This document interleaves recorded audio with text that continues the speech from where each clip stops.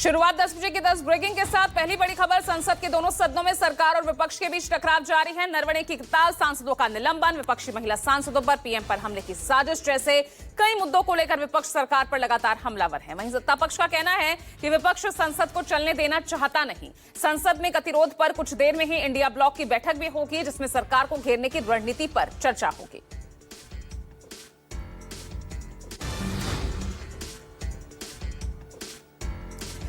दूसरी ब्रेकिंग, पूर्व army chief general MM Naravane की अनपब्लिश्ड किताब 4 स्टार्स ऑफ डेस्टिनी पर publishing company penguin random house India का बयान आया है। कंपनी ने कहा कि नरवणे की किताब अब तक पब्लिश हुई नहीं है। पब्लिशिंग के सभी राइट्स हमारे पास है। कंपनी ने कहा कि हमारी तरफ से किताब का कोई भी हिस्सा कहीं भी सार्वजनिक नहीं किया गया है। नरवणे की बुक की अनऑथराइज्ड कॉपीज के लीक और ऑनलाइन सर्कुलेशन को लेकर दिल्ली पुलिस ने एफआईआर भी दर्ज की है। राहुल गांधी संसद में नरवणे की बुक लेकर पहुंचे थे।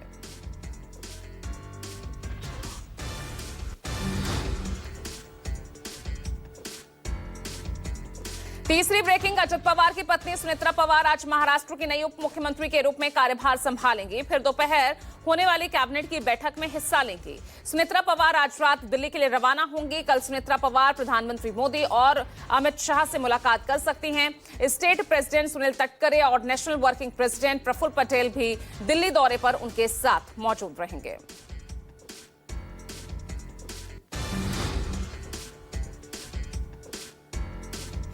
चौथी ब्रेकिंग, एनसीपी प्रमुख शरद पवार की तबियत बिगड़ने पर पुणे के अस्पताल में भर्ती उन्हें कराया गया है। शरद पवार को बुखार और इन्फेक्शन हो गया है।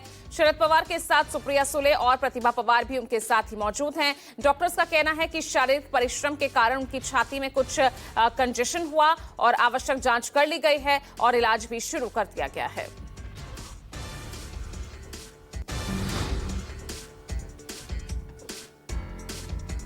पांचवी ब्रेकिंग, बंगाल एसआईआर मामले में सुप्रीम कोर्ट ने अंतिम मतदाता सूची के प्रकाशन की तारीख को एक हफ्ता बढ़ा दिया है। इससे पहले बंगाल में एसआईआर की सुनवाई के दौरान कोर्ट ने चुनाव आयोग, पश्चिम बंगाल की सीएम ममता बनर्जी और केंद्र सरकार की दलीलें सुनी।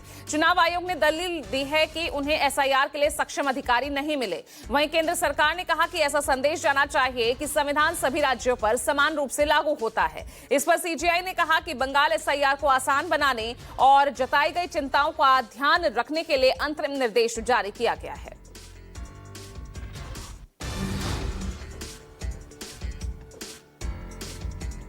छठी ब्रेकिंग, हुमायूं कबीर के बयान से एक बार फिर सियासत गर्मा गई है। हुमायूं कबीर ने ऐलान किया कि 11 फरवरी को 1200 लोगों द्वारा कुरान पढ़ने के साथ ही बाबरी मस्जिद के निर्माण का कार्य शुरू होगा। वहीं विश्व हिंदू रक्षा परिषद ने पश्चिम बंगाल के मुर्शिदाबाद जाने का भी ऐलान किया है। इधर लखनऊ में संगठन की ओर से होर्डिंग्स लगाए गए हैं और उस पर लिखा गया है, हुमायूं हम आएंगे, बाबरी फिर से गिराएंगे।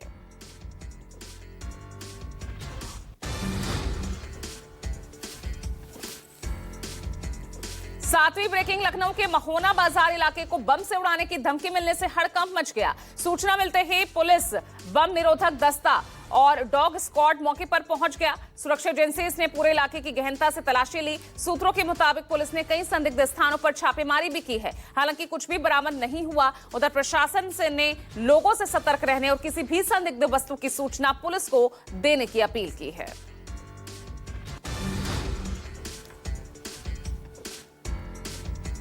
आठवीं ब्रेकिंग, दिल्ली के पीरागढ़ी में गाड़ी में लाशों के मामले में पुलिस की कार्रवाई जारी है। पुलिस ने उत्तर पूर्वी दिल्ली के इलाके से एक तंत्र साधना करने वाले बाबा को हिरासत में लेकर उनसे पूछताछ की है। पुलिस के मुताबिक मृतक रणधीर, राम नरेश और लक्ष्मी तीनों ही रविवार सुबह पीरागढ़ी इलाके में मिले थे और उसके बाद ये पीरागढ़ी से निकलकर रिंग रोड होते हुए उत्तर पूर्वी दिल्ली के इलाके में गए थे और इसी इलाके में उनकी मुलाकात उस बाबा से हुई थी।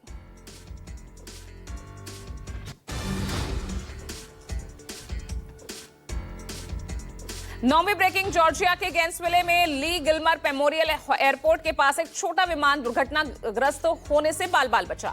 विमान के इंजन में खराबी आने के बाद पायलट को इमरजेंसी लैंडिंग करानी पड़ी। पायलट विमान को एक व्यस्त सड़क पर उतारने में सफल रहा। हालांकि सड़क पर लैंडिंग के वक्त प्लेन कई कारों से भी टकराया। इस हादसे में 2 लोग घायल हुए हैं, अस्पताल में भर्ती किया गया है।